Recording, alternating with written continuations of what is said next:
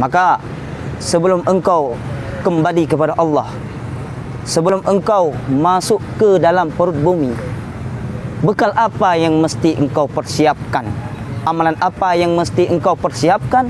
Dengan amalan tersebut Allah Subhanahu wa taala akan menjadikan seorang pendamping yang akan menemanimu mulai engkau masuk ke dalam bumi hingga engkau bertemu dengan Allah Subhanahu wa taala.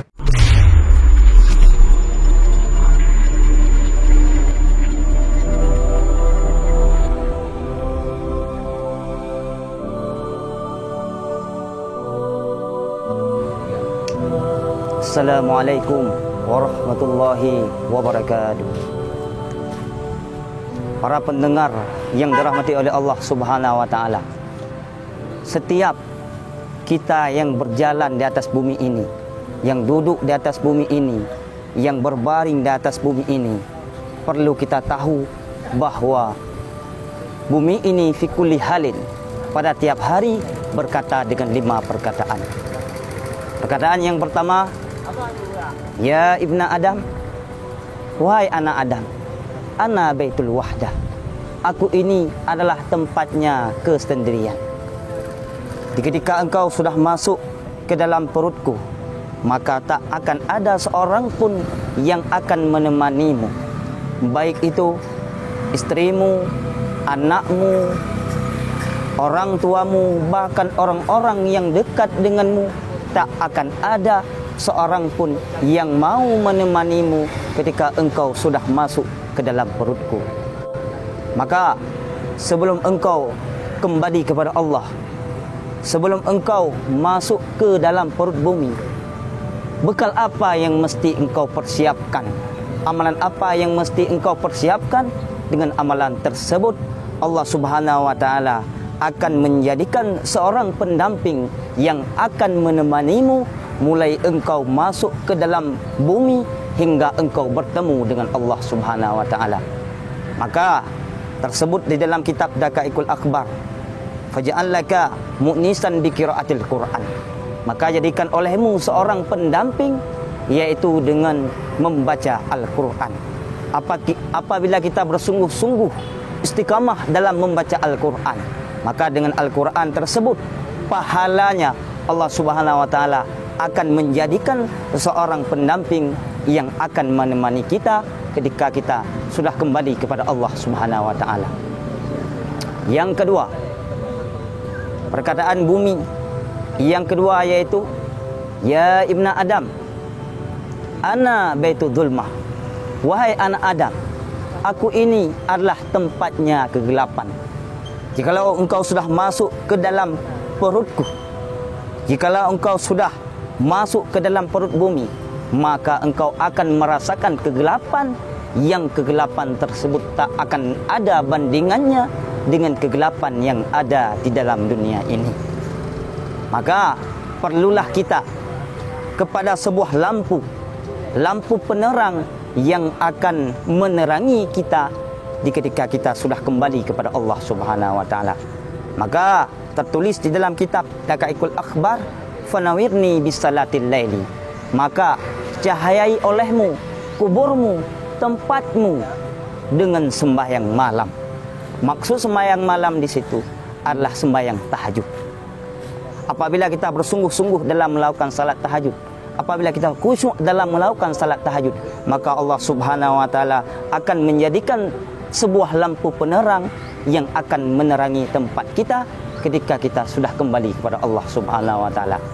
Dan Allah taala juga telah berfirman dalam Al-Qur'an, dan daripada sebahagian malam maka bertahajud olehmu sebagai amalan tambahan bagimu. Mudah-mudahan apabila engkau bersungguh-sungguh dalam melakukan salat tahajud, maka Allah Subhanahu wa taala akan menempatkanmu pada posisi, pada makam yang terpuji di dunia bahkan di akhirat. Para pendengar yang dirahmati oleh Allah Subhanahu wa taala, perkataan yang ketiga yang diucapkan oleh bumi, ya ibna Adam, ana baitul zulmah, ya ibna Adam, ana baitul turab, wahai anak Adam, aku ini adalah tempat yang terbuat daripada tanah. Ketika engkau sudah masuk ke dalam perutku, maka engkau akan melihat semuanya tanah. Kalau engkau melihat ke kanan tanah, melihat ke kiri tanah, melihat ke atas tanah, dan melihat ke bawahnya tanah, kemanapun yang engkau lihat, semuanya terbuat daripada tanah. Maka perlulah engkau membawa sebuah tempat tidur yang indah dan mewah ketika engkau sudah kembali kepada Allah Subhanahu wa taala. Maka tertulis di dalam kitab Daqaiqul Akhbar Fahmil Firasya wa huwa amalus salih.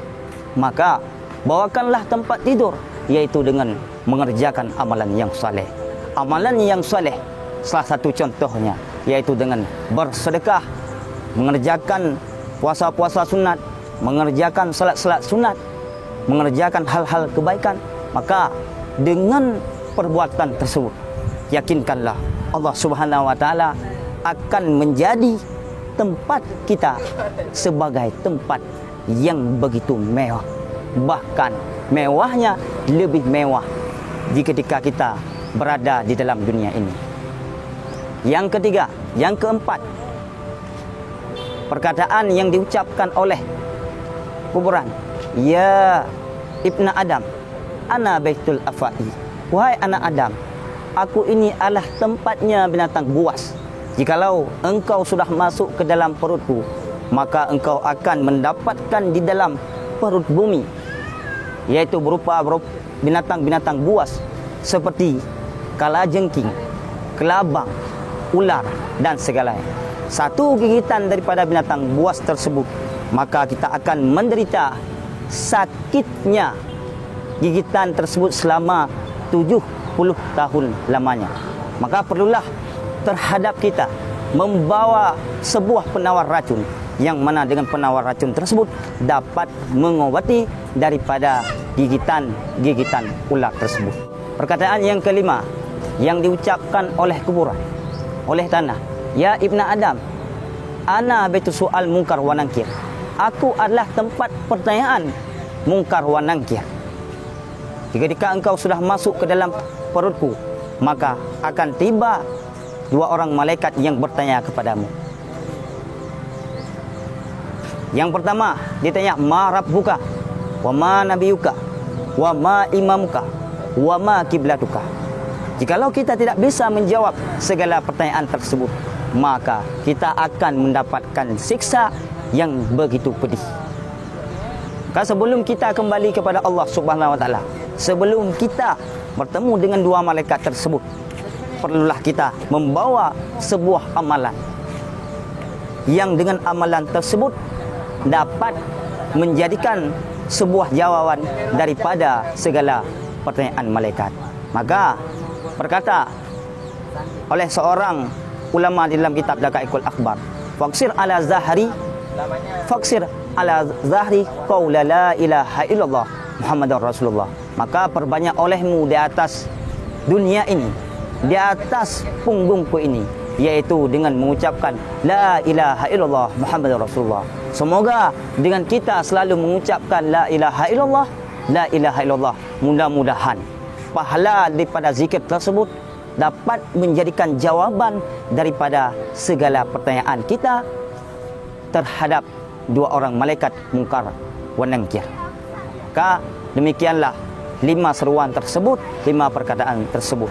Mudah-mudahan dapat menjadi manfaat khususnya bagi kami dan umumnya bagi sidang pendengar yang dirahmati oleh Allah Subhanahu wa taala. Wabillahi taufiq wal hidayah. Assalamualaikum warahmatullahi wabarakatuh.